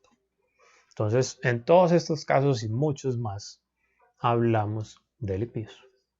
¿Listo? Bueno, resulta entonces que los lípidos, como ustedes se pudieron dar cuenta acá, los lípidos son una familia de compuestos orgánicos que es muy variada. No es como en el caso de los carbohidratos, que tenemos carbonos con grupos OH, tenemos un grupo aldehído por allá montado, tenemos quizás un grupo cetona por allá puesto y ya, para de contar. En el caso de los lípidos no pasa así. ¿Listo? Si hay algunas similitudes estructurales entre unas y otras subfamilias de lípidos, pero no más, para de contar, porque el comportamiento y las propiedades bioquímicas son muy diferentes, bueno, entre unas subfamilias y otras de lípidos son muy, pero muy marcadamente diferentes. Bueno, entonces pasa lo siguiente, y es que estructuralmente los lípidos pueden estar conformados ya sea de cadenas alifáticas que pueden ser saturadas, es decir, usted solamente va a encontrar carbonos, hidrógenos y enlaces simples, o puede tratarse de cadenas alifáticas insaturadas, es decir, de vez en cuando usted en la estructura se va a encontrar con enlaces dobles. ¿Qué, Julián? ¿Qué pasó? Aló. Profe, yo no hablé. Entonces, ¿quién habló? María Isabel tiene el micrófono abierto.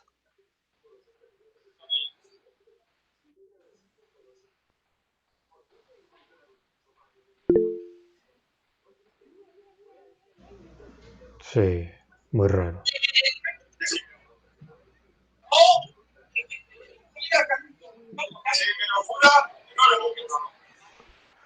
María, cierra el micrófono antes de que yo se lo cierre.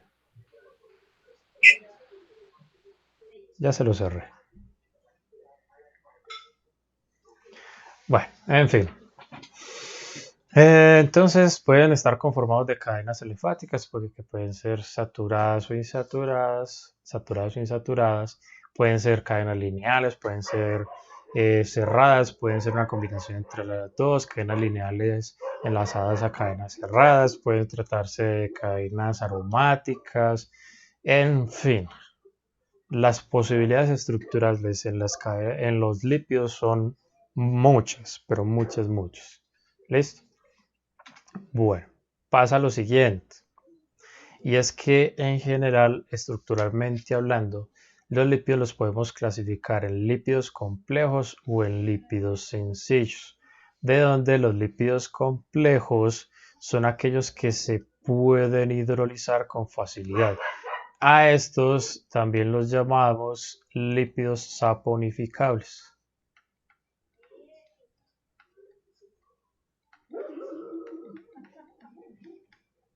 En cambio, los lípidos sencillos no se pueden hidrolizar y esos reciben el nombre de lípidos no saponificables. Saponificables. Entonces, ¿qué pasa? Que es que recuerden por allá cuando estábamos en la sección 7.3, cuando yo les puse la parte de hidrólisis para los ésteres, que les mostré la reacción de saponificación. Más o menos así es que se hidrolizan los lípidos. ¿Listo? Entonces, si usted coge el lípido, lo hidroliza en un medio alcalino acuoso alcalino y da una reacción, entonces listo, ese lípido es complejo y es saponificable. De lo contrario, pertenece a otras familias. ¿Listo? Bueno. Entonces, pasa esto, y es que, por ejemplo, los lípidos sencillos, pues a ver, ellos no se hidrolizan con facilidad, como ya les había comentado, ya sea en condiciones ácidas o en condiciones alcalinas. Entonces, sucede que aquí tenemos algunos ejemplos, ¿cierto?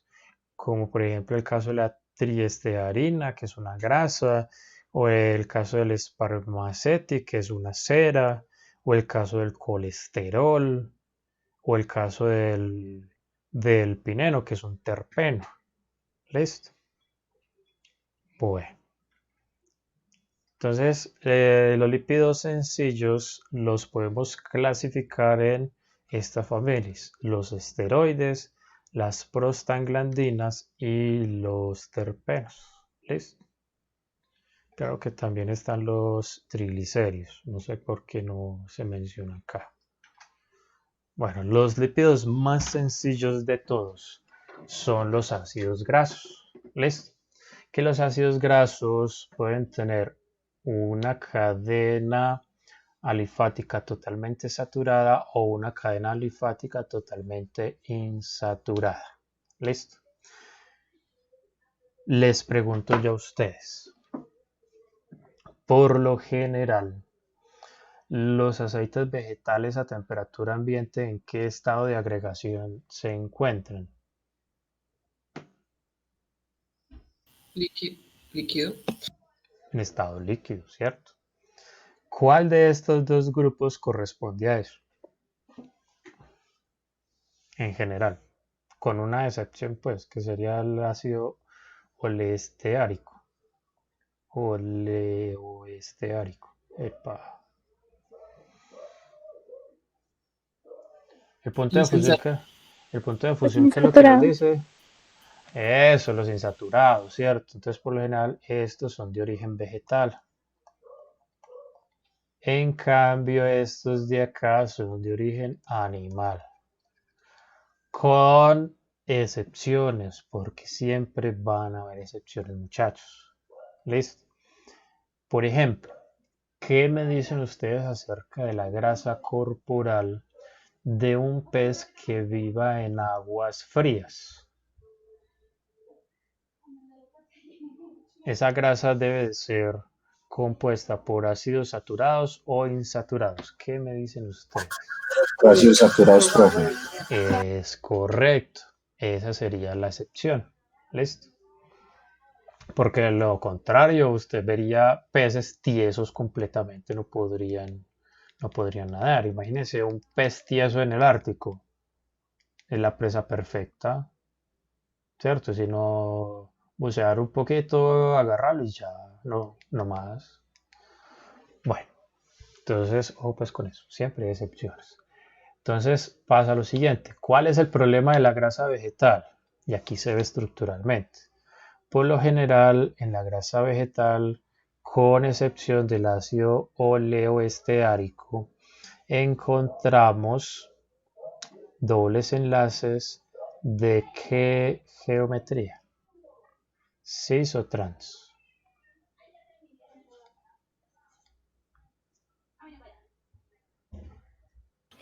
Trans. Epa, sí señor, trans. ¿Cierto? ¿O no? Pues cis. A ver, Camila, ¿usted qué dice?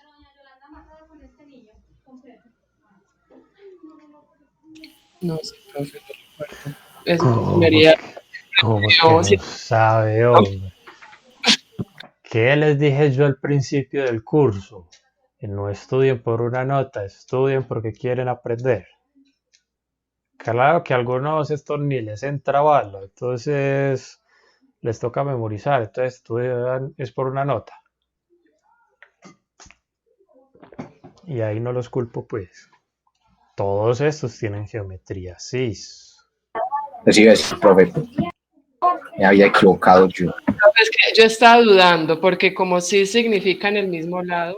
Por eso. Pero como Julián dijo trans y Julián es como tan pro, entonces yo ahí mismo lo dudé. Ah, Camila, estoy diciendo eso. No. No, en serio, en serio. Ay, Julián, lo tienen de muy buena estima. Tal parece.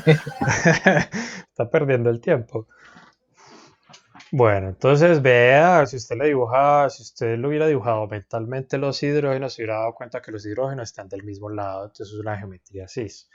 ¿Qué es lo que pasa? Cuando usted calienta estos ácidos grasos insaturados que tienen enlaces dobles de geometría cis, esos enlaces dobles fácilmente se transforman de geometría cis se transforman en enlaces dobles con geometría trans.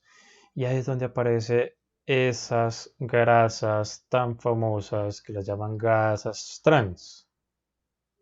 ¿Sí las han escuchado mencionar? Sí, profe. Entonces, yo no sé por qué carajos por allá empezando los 90s salieron a decir, no, es que como estos aceites son de origen vegetal, son mejores para la salud. Mis cojones. Porque precisamente esos aceites cuando se calientan se transforman en grasas trans. Ese es el lío.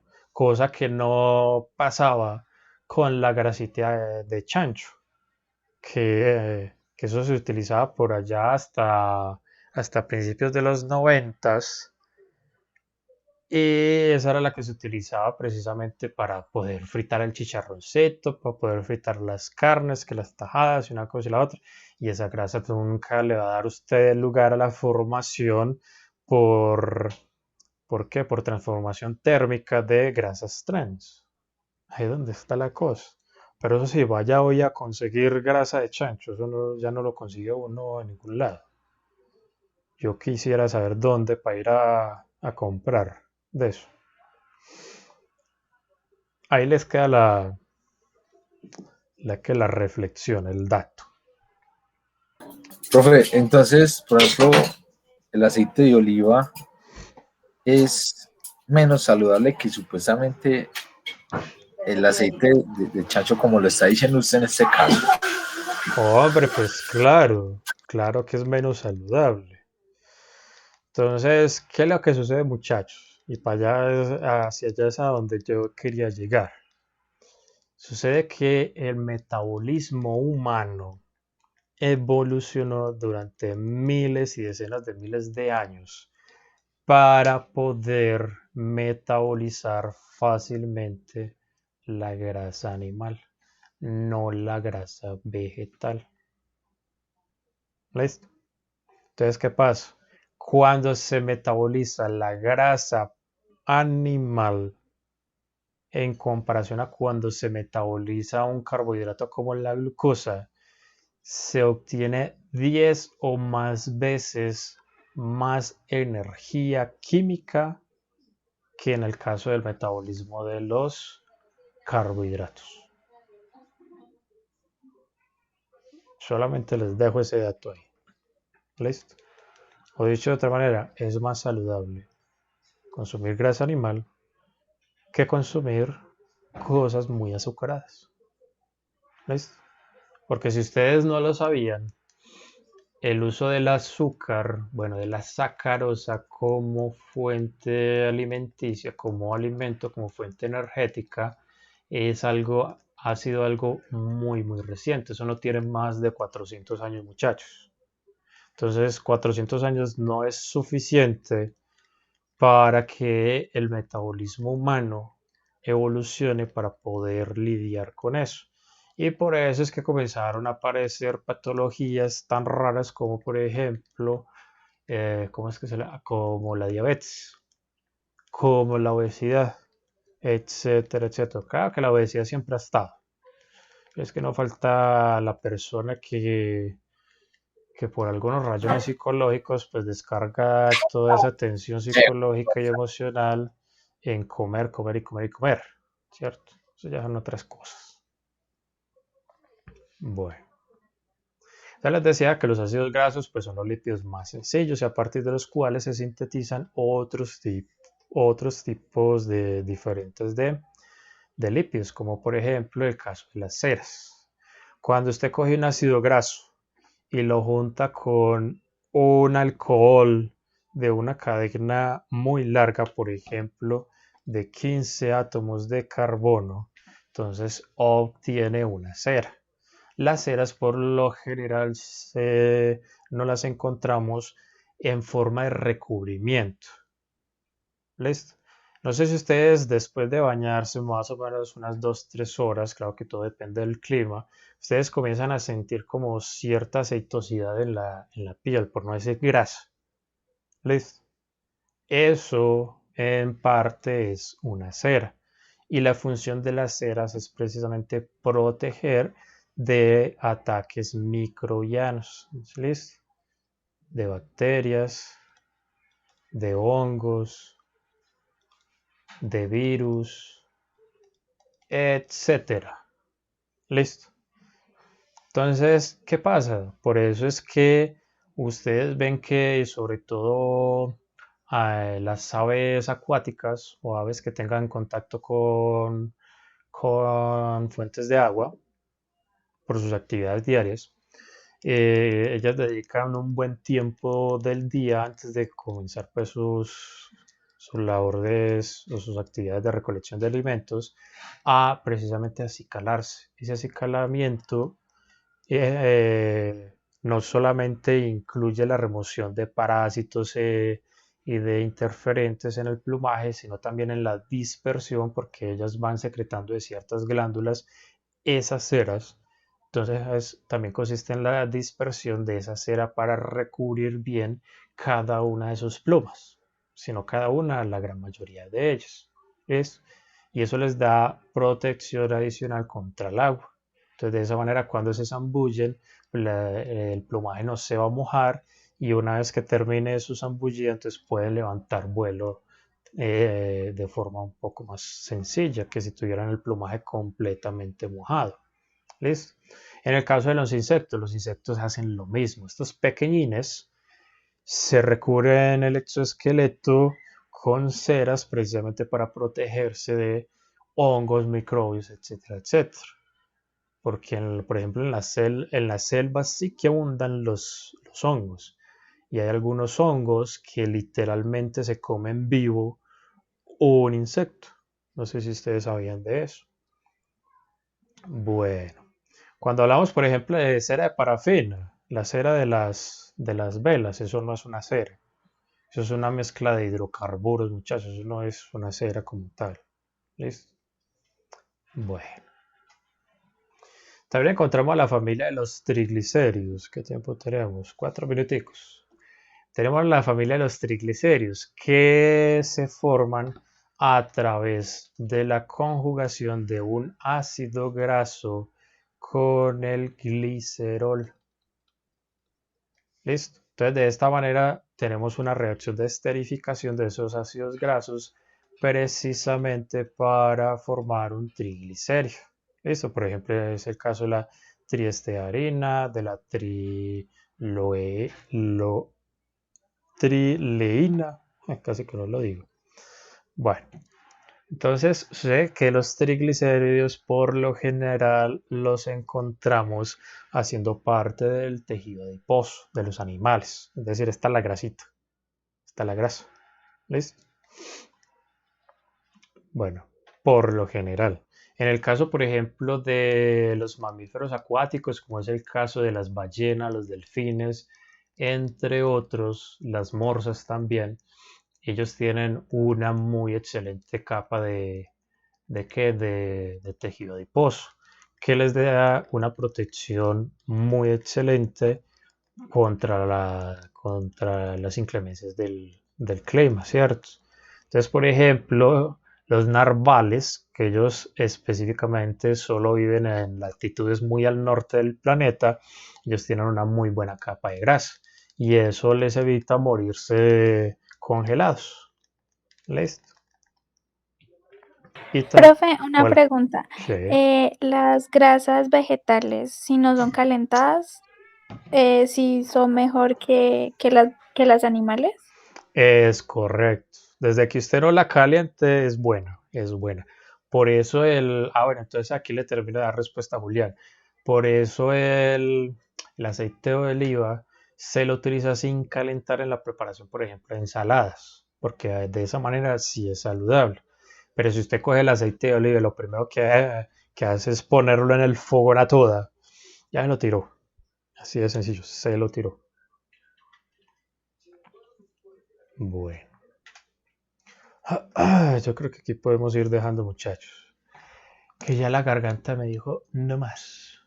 No más, no más, no va más. Bueno, yo creo que avanzamos bastante. Ya el próximo viernes terminamos. Listo, profe. Uy, pero me dejó usted con eso que dijo de los de esta parte de la aceite, pensativo. Se lo voy a poner así. A mí me Julián sabía, dice ya valí.